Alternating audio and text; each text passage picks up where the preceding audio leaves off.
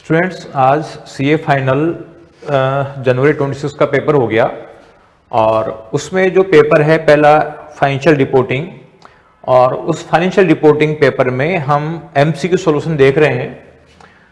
तो ये पेपर हालांकि यहाँ पे आपका अलग अलग सीरीज होती है, तो सीरीज वाइज आप देख सकते हैं, उससे मैच कर सकते हैं। हालांकि यहाँ पे जो ऑप्शन ABCD है वो भी थोड़ा उल्टा सीधा है।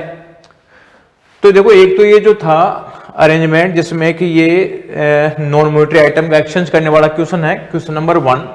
ये कह रहा है एक ने 5 लाख दिया, दूसरे ने 520 दिया, लेकिन बेसिकली इसको जो है इंडेक्स 115 के स्कोप से बाहर किया हुआ है।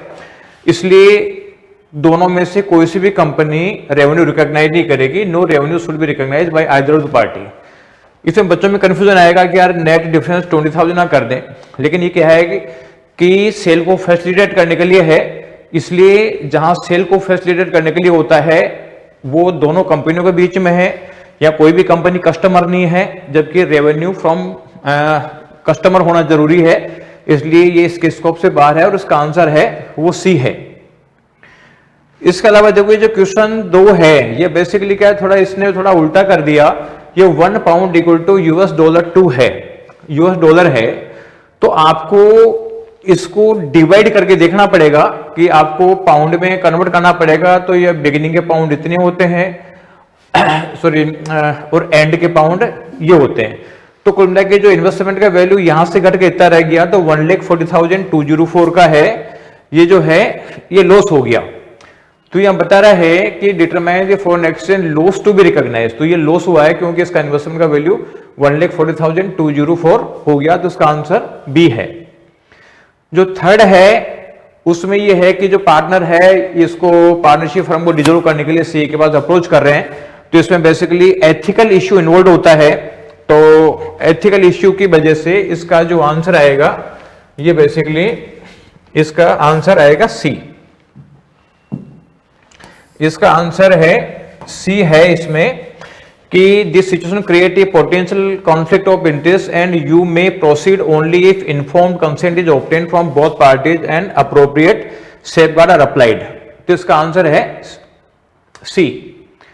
अब ये केस सिनेरियो है 1। इस केस सिनेरियो 1 में देखो तीनों सिचुएशन दे रखी है आपको, और यहां ये बता रहा है क्वेश्चन नंबर 4 में कि साहब ये जो कंपल्सरी कन्वर्टेबल बॉन्ड है, अब क्यों कंपल्सरी कन्वर्टेबल बॉन्ड है, उसमें कहते हैं कि साहब ऑप्शन को इग्नोर कर देते हैं। तो ऑप्शन को इग्नोर कर देते हैं तो क्योंकि बॉन्ड तो कंपल्सरी कन्वर्टेबल है, उसमें तो ऑप्शन है ही नहीं। तो कुल मिला के ये जो 1-1 लाख रुपए का 2 साल तक इंटरेस्ट पेमेंट कर रहे हैं, इसको मार्केट रेट से पीवी करेंगे तो ये 175,910 तो लाइबिलिटी का वैल्यू आ गया। टोटल इंस्ट्रूमेंट 20 लाख का है, लाइबिलिटी इतना हो गया तो 18,24,090 है, इक्विटी कॉम्पोनेंट हो गया। तो ये इक्विटी कॉम्पोनेंट 18,24,090 यानी आंसर सी। 5वां क्वेश्चन है, इसमें कह रहा है कि with respect to optionally convertible debenture the finance cost to be charge क्या होगी। तो पहले तो हम क्या है कि इस कंपाउंड इंस्ट्रूमेंट से जो है लाइबिलिटी कॉम्पोनेंट का वैल्यू पता करेंगे। तो देखो लाइबिलिटी में 36 लाख का इंटरेस्ट पेमेंट करेंगे, इसका हमने पीवी कर दिया, प्लस एंड में प्रिंसिपल पे करेंगे, उसका पीवी कर लिया, तो 356.73 लाइबिलिटी कॉम्पोनेंट आ गया। अब 356.73 लाइबिलिटी कॉम्पोनेंट आ गया, तो अब इसका हम जो इंटरेस्ट चार्ज करेंगे 12% के रेट से, लेकिन क्योंकि ये 6 महीने रहा पेंडिंग, अब 6 महीने पेंडिंग रहने की वजह से जो ये इंटरेस्ट कॉस्ट है 21.40 आ जाती है। अगर ये 12 महीने का होता तो 42.8 आती है। तो इसका आंसर डी है। इसके अलावा यहां पे कह रहा है कि जो ये 2 लाख रुपए का जो इंस्ट्रूमेंट इश्यू किया था, इसकी फाइनेंस कॉस्ट बताओ सेकेंड ईयर की। 1 अप्रैल 23 को इश्यू था और सेकेंड ईयर की बतानी है।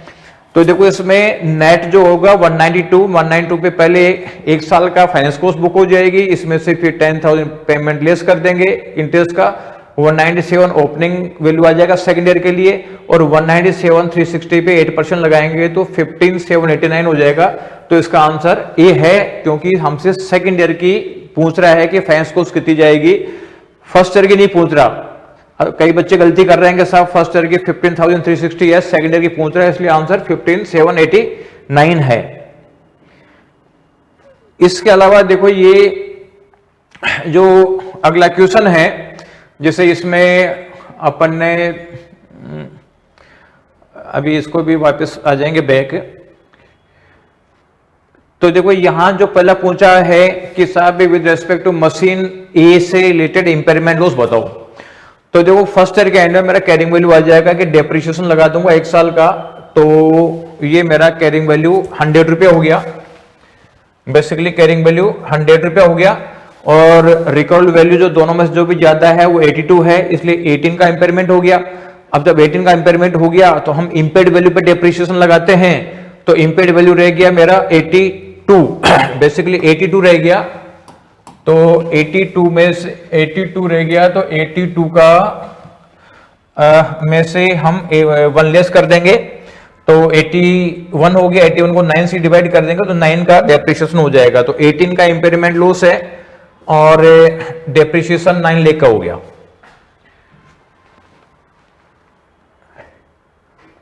इसके अलावा देखो हमसे पूछा है total cost as per Ind AS 38 software की कितनी कॉस्ट आएगी।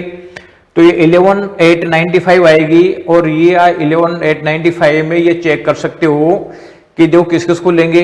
अब इसमें सबसे बड़ी प्रॉब्लम ये है कि ये फुल ईयर का है, जबकि दिसंबर में रेडी हो गया तो 9 मंथ का ही कंसिडर करेंगे up to ready for sale.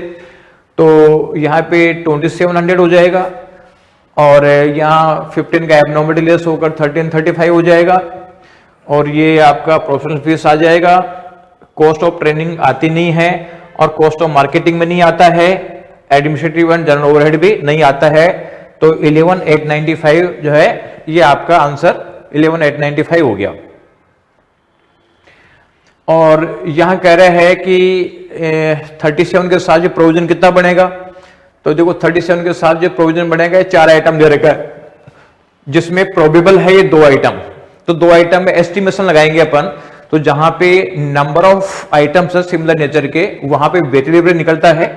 तो कुल मिला के जैसे 28 इंटू 2 लाख यानी 56 लाख आएगा, लेकिन इसका 60% का क्लेम आने की पॉसिबिलिटी है, इसलिए इसका 60% कर दिया। तो इसका मतलब है आपका 33.6 आ गया, और यहाँ पे 12 लाख आएगा, उसका 70% 8.4 आएगा, तो इसका आंसर 42 आ जाएगा। तो कुल मिला के यहाँ पे जो प्रोविजन बनेगा ये बनेगा 42 लाख का। अब आगे ये जो क्वेश्चन दे रखा है जैसे 11 है। अब देखो ये एक अच्छा क्वेश्चन है ये, जिसमें कह रहा है कि साहब डिनोमिनेटर में बताओ। तो देखो डिनोमिनेटर में बताओगे तो आप मॉड्यूल पढ़ोगे तो उसमें ये बता रहा है कि कंपनी ने 10,000 शेयर तो थे ही थे, यहां पे कंपल्सरी कन्वर्टेबल डिबेंचर इशू कर दिया आपने। तो हमारा जो ईपीएस का इंडेक्स है उसमें लिखा हुआ है कि मैंडेटरीली कन्वर्टेबल इंस्ट्रूमेंट अगर कोई इशू किया जाता है तो उसको इशू डेट से लेके चलते हैं, कन्वर्जन डेट से नहीं लेके चलते हैं। तो कुल मिला के इसको हम शेयर में शामिल कर लेंगे, जून से ही कर लेंगे। तो जून से कर लेंगे तो इसका मतलब है कि 10 महीने रहेगा ये, और कुल मिला के कंपल्सरी कन्वर्टेबल डिबेंचर है, 6 के बदले में 1 देंगे। तो इसका मतलब है कि 600 शेयर के बराबर हो गया, 600 शेयर के बराबर हो गया, और 600 शेयर जो है 10 मंथ रहे तो वेटेड एवरेज में कर लेंगे तो 500 शेयर। तो आप ये मान के चलो कि 10,000 प्लस 500 बेसिक ईपीएस में भी काम आएगा, डायल्यूटेड में भी काम आएगा, दोनों में काम आएगा। तो यहां पे मैंडेटरीली कन्वर्टेबल इंस्ट्रूमेंट का हम शेयर के बेसिक के पर्पज से काउंटिंग में लेके चलते हैं जब mandatory instrument convertible instrument issue किया हुआ है। तो कुल मिला के ये जो है इसका आंसर जो हमारा हो जाएगा 10,500 शेयर जो है ये लेके चलेंगे denominator for calculation of both basic and diluted EPS purpose से। इसके अलावा ये कह रहा है अमाउंट ऑफ गुडविल। तो गुडविल सिंपल सी बात है कि फोरले का फेयर वैल्यू 40% मेरे को मिला, 160 का मेरे को फेयर वैल्यू मिल गया, 195 का पेमेंट कर दिया, 35,000 गुडविल हो गई, तो 0.35 लाख आंसर हो गया। इसके अलावा है कि share of profit and OCI कितना आएगा। तो ध्यान रखना कि ये प्रेंडल में बता रहा है कि सब्सिडी एसोसिएट ने हमारा 80,000 का प्रॉफिट रिकॉर्ड किया है, लेकिन क्योंकि उसका फेयर वैल्यू इफेक्ट तो मैंने लिया नहीं, अब उसका फेयर वैल्यू इफेक्ट लेके चलूंगा तो 1 लाख रुपए के एसेट का वैल्यू बढ़ गया और 10 ईयर की लाइफ है, तो कुल मिला के 10,000 का डेप्रिसिएशन उसकी बुक में चार्ज करना रह गया। अगर 10,000 चार्ज करूंगा तो उसका प्रॉफिट 80 के बजाय 70 रह जाएगा, और 70 में मेरे को राइट मिलेगा 40% यानी 28,000, और ओसीआई 20 का 40% यानी 8,000, तो 28,000 एंड 8,000 आंसर इसका आ जाएगा बी 14 है, क्लोजिंग वैल्यू क्या बचेगा? तो देखो मैंने इन्वेस्टमेंट में लिया है इंक्लूडिंग गुडविल 1.95 का, इसमें 0.28 तो ये ऐड कर दो और 0.08 जो है ये शेयर ऐड कर दो, अपने को मिला है तो 2.31 जो है वो 2.31 अपना ये हो गया इन्वेस्टमेंट का वैल्यू। अब एक कह रहा है कि जो इंटरिम फाइनेंशियल स्टेटमेंट में तो देखो जो दो अनइवन आइटम है, एक एडवर्टाइजमेंट कॉस्ट है, ये कह रहा है साहब एडवर्टाइजमेंट कॉस्ट जो अनइवन आइटम होता है तो आप देखो कि एनुअल में हम रिकॉर्ड कर सकते थे तो इंटरिम भी रिकॉर्ड कर देंगे, तो इसको टाइम बेसिस पर लोकेट नहीं करेंगे, एडवर्टाइजमेंट कॉस्ट 30 लाख पूरी की पूरी जाएगी। और दूसरा हमारे को ये कह रहा है कि स्टाफ कॉस्ट जो है, टोटल स्टाफ कॉस्ट जो पेमेंट किया उसमें से इस क्वार्टर के लिए स्टाफ कॉस्ट 8 लाख रुपया है, इसलिए 30 लाख एडवर्टाइजमेंट कॉस्ट पूरी आ जाएगी। इसको टाइम के बेसिस पर अलोकेट नहीं करेंगे, क्वार्टरली बेसिस पर अलोकेट नहीं करेंगे उसको। और ये जो स्टाफ बोनस है पूरा 8 लाख रुपया इसमें आ जाएगा, तो इसका आंसर डी हो गया। तो आप इसको मैच कर सकते हैं। और बाकी इस इंस्टीट्यूट कई बार क्या है लूज मार्किंग कर देती है, तो कई बार अल्टरनेटिव भी देता है, तो कोई दिक्कत नहीं है, लेकिन इसका करेक्ट आंसर ये होंगे।